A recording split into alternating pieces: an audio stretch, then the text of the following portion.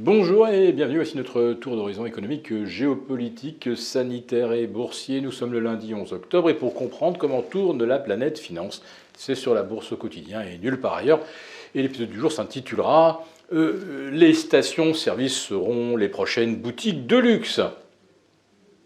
Oui, au train où ça va, le prix du sans-plomb ou du diesel enrichi ne vont pas tarder à atteindre la barre des 2 euros sur l'autoroute.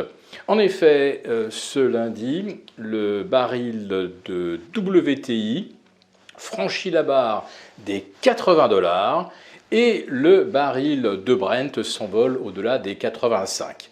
Donc Goldman Sachs avait raison, on va probablement voir le Brent atteindre les 90 ou les 92, le baril de WTI atteindre les 85, et cette nouvelle hausse de 10% du baril, qui a l'air de se profiler d'ici la fin de la semaine, eh bien 10% de hausse supplémentaire sur le litre d'essence sur l'autoroute, avec des taxes qui représentent, je vous le rappelle, 64% du prix d'un litre. On va donc atteindre la barre symbolique des 2. Alors évidemment, pour des raisons commerciales, ils vous mettront 1,99,97 ou 1,99,99, mais dans le 16e, il faut déjà payer plus de 2 euros dans certaines stations de service pour faire le plein de sa Porsche ou de sa Bentley.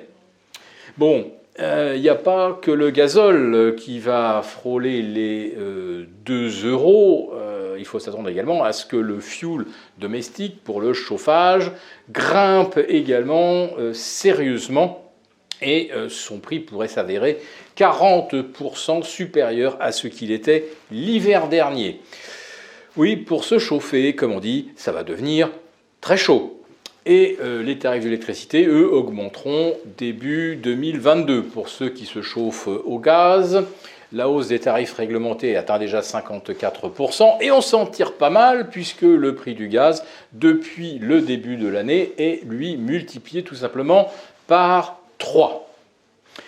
Donc, je ne sais pas si le gouvernement, avec ses grandes oreilles, avec des logiciels comme Palantir, ou avec les panels réunis par McKinsey, est-ce qu'il redoute ou non une nouvelle vague gilet jaune, mais puissance carrée ou puissance au cube?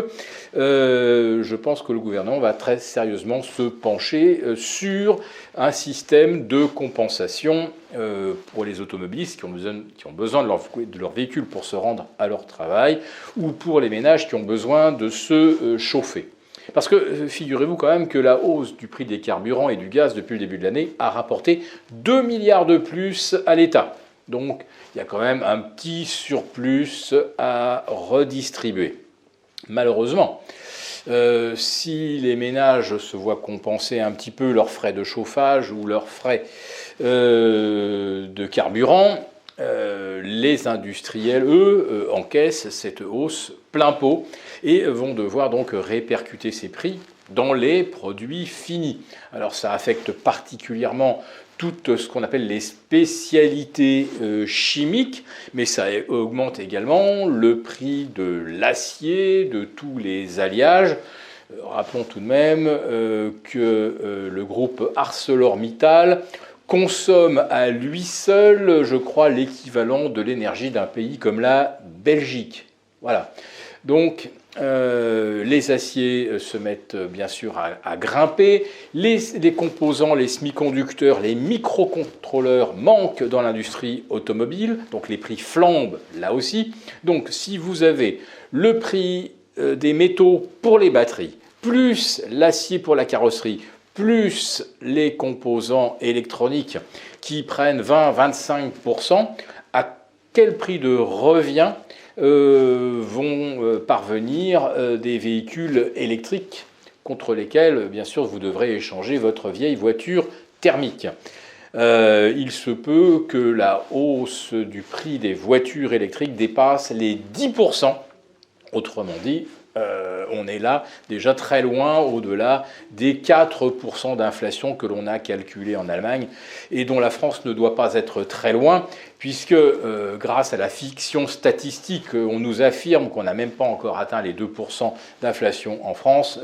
Vous pouvez donc compter que c'est déjà le double, et ce en rajoutant bien sûr le prix des loyers, et je ne parle même pas du prix des mensualités pour des gens qui s'achètent un logement à crédit. Je crois avoir entendu que par exemple sur La Rochelle, les prix ont progressé de 40% en un an et on est à 30 ou 35% de hausse prix moyen autour du golfe du Morbihan. Voilà, donc l'immobilier flambe littéralement, ce que les statistiques officielles ne reflètent pas.